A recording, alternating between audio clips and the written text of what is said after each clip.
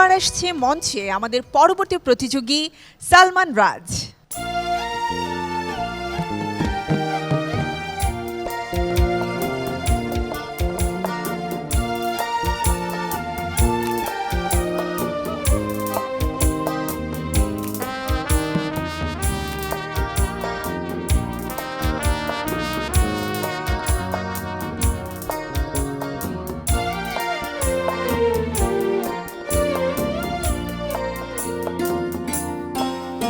আমার সারা দেহ খেয়ে ঘুমাটি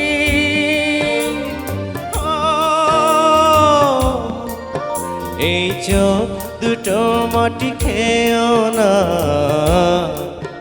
আমি মরে গেলে তারে দেখার স্বাদ মিটবে না গো, মিটবে না। তারে এক জন্মে ভালোবেসে ভরবে না মন, ভরবে না।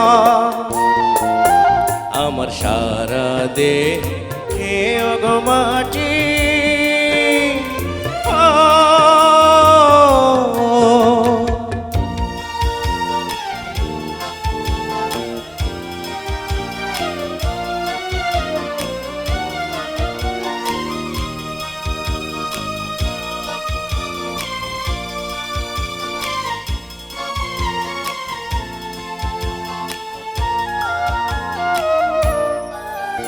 ওরে ইচ্ছে করে বুকের ভেতর লুকিয়ে রাখি তারে,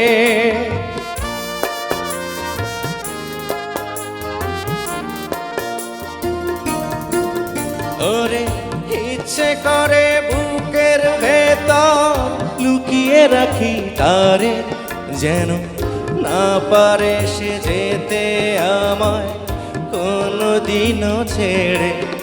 আমি এই জগতে তারে ছাড়া থাকবো না গো, থাকবো না।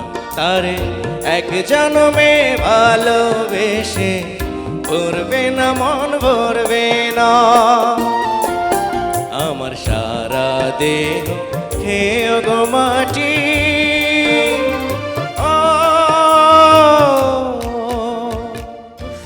আমার কি প্রিয় একটা গান তুমি গাইলে। মানে গান শুনে যদি কোনো কিছু মনে হয়ে যায়, বা এই যে যেমন তোমার গানটা শোনার পরে আমার এন্ড্রুদার কথা বারবার মনে হচ্ছে কীভাবে গাইছিল বা গেয়েছে, আহমেদ ইমতিয়াজ বুলবুল ভাইয়ের কথা, ছবিটার কথা, ওই সিকোয়েন্সটার কথা মনে পড়ে যাচ্ছে আমার। তুমি সেই জায়গাটাতে আমাকে নিয়ে গেছিলে, যদিও মনে হচ্ছিল একদম এন্ড্রুদা গাইছে, মানে একদম কপি মনে হচ্ছিল, কিন্তু যার গান সেভাবে গাইতে পারলে কিন্তু ভালো। এটা এখন কথা হচ্ছে যে তোমার গলাটাই কি এরকম নাকি কপি হয়েছে সেটা জানি না। আমার কাছে খুব ভালো লেগেছে, কিন্তু তবুও আমি বন্যাপা বলার আগে আমি তোমাকে অনুরোধ করব, তুমি আমাকে কি আরেকটা গান খালি গলায় একটু শোনাবে, যে কোনো একটা গান। সেইখানে আমাকে ও রেখো, আর কোথাও যাব না জীবনে। আমার বুকে মধ্যেখানে, মন যেখানে, হৃদয় সেখানে। ভালো করে প্র্যাকটিস করো। তোমার যেটা প্লাস পয়েন্ট সেটা হচ্ছে গলাটা, এন্ড্রুদার গলার মধ্যে একটা মাদকতা আছে, গলাটা খুললেই মানে কানে লেগে যায়, সেটা তোমারও আছে।